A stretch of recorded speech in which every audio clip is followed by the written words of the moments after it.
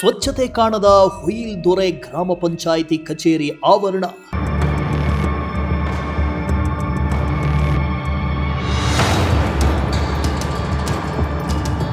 ಕಚೇರಿ ಆವರಣದ ತುಂಬೆಲ್ಲ ಗುಟ್ಕಾ, ಪ್ಲಾಸ್ಟಿಕ್ ತ್ಯಾಜ್ಯದ ಕಾರುಬಾರು.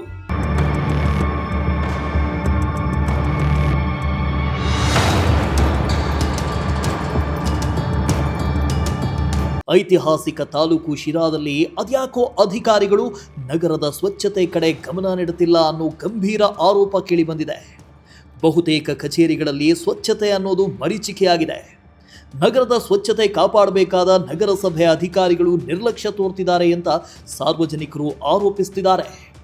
ಇತ್ತ ಗ್ರಾಮ ಪಂಚಾಯಿತಿ ಕಾರ್ಯಾಲಯಗಳು ಕೂಡ ಸ್ವಚ್ಛತೆಯನ್ನು ಕಾಪಾಡಿಕೊಂಡಿಲ್ಲ ಅನ್ನೋ ಆರೋಪಕ್ಕೆ ಹುಯಿಲ್ದೊರೆ ಗ್ರಾಮ ಪಂಚಾಯಿತಿ ಪುಷ್ಟಿ ನೀಡುತ್ತಿದೆ.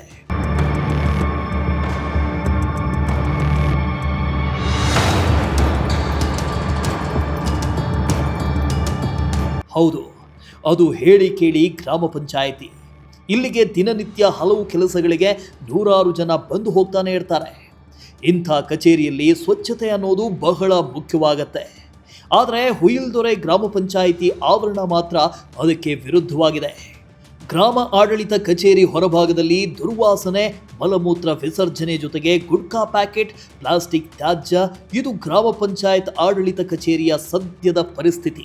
ಶಿರಾ ತಾಲೂಕಿನ ಬುಕ್ಕಾಪಟ್ಟಣ ಹೋಬಳಿ ವ್ಯಾಪ್ತಿಯ ಗ್ರಾಮ ಪಂಚಾಯಿತಿ ಆಡಳಿತ ಕಚೇರಿ ಕಟ್ಟಡ ನಿರ್ಮಾಣದ ಸಂದರ್ಭದಲ್ಲಿ ಹೊರಗೆ ಸಾರ್ವಜನಿಕರಿಗೆ ಶೌಚಾಲಯ ನಿರ್ಮಿಸಬೇಕಾಗಿತ್ತು.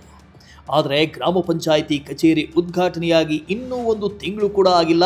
ಅದಾಗಲೇ ಕಚೇರಿ ಹೊಂದಿಕೊಂಡ ಗೋಡೆ ಪಕ್ಕದಲ್ಲೇ ಮೂತ್ರ ವಿಸರ್ಜನೆ ಮಾಡೋದ್ರಿಂದ ಕಚೇರಿ ಸಿಬ್ಬಂದಿಗೂ ಹಾಗೂ ಸಾರ್ವಜನಿಕರಿಗೆ ಕಿರಿಕಿರಿ ಆಗ್ತಿದೆ.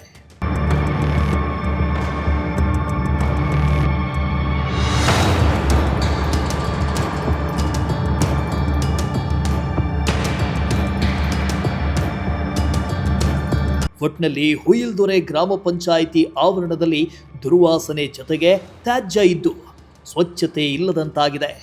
ಕೂಡಲೇ ಸಂಬಂಧಪಟ್ಟ ಅಧಿಕಾರಿಗಳು ಇತ್ತ ಗಮನ ಹರಿಸಿ ಸ್ವಚ್ಛತೆಯನ್ನ ಕಾಪಾಡ್ತಾರಾ ಇಲ್ವೋ ಅನ್ನೋದನ್ನ ಕಾದು ನೋಡಬೇಕಾಗಿದೆ. ಶ್ರೀಮಂತ್, ಪ್ರಜಾಶಕ್ತಿ ಟಿವಿ, ಶಿರಾ.